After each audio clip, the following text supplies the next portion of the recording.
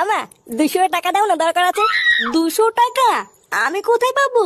আর অত টাকা দিয়ে তুই কি করবি? ও দরকার আছে, তুমি বুঝবো না, দাও না মা। আমার কাছে অত টাকা নেই, তোর বাবা আসলে বাবার কাছে চাইবি।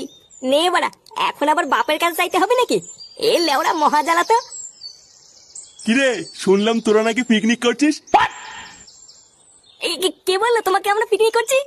কই, আমরা এসব করছি না তো। আহা চাঁদু, তোরা কি ভেবেছিস লুকিয়ে লুকিয়ে পিকনিক করে নিবি? শোন, আমি হচ্ছি তোর বাপ, বুঝলি তো? আমার সাথে চালাকি করিস না। ও, তুই ওই জন্য টাকা চাইছিলিস? এই বাড়া রে, এ তো সব জেনে গেল।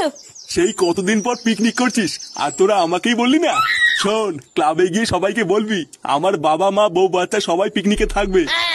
থাকবে বললে হয়ে গেল নাকি? এটা শুধু আমাদের পিকনিক, এখানে বড়দের কোনো জায়গা নেই। কি হয়েছে?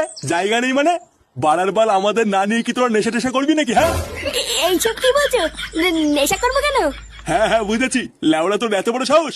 শোন, পরিষ্কার বলে দিচ্ছি, যদি আমাদেরকে পিকনিকে না নিস তাহলে তুইও কোনো পিকনিকে যাবি না। এই পোহা মেরেছে, এবার কি হবে? লেওড়া পল্টু আমার সাটা ভাঙবে রে।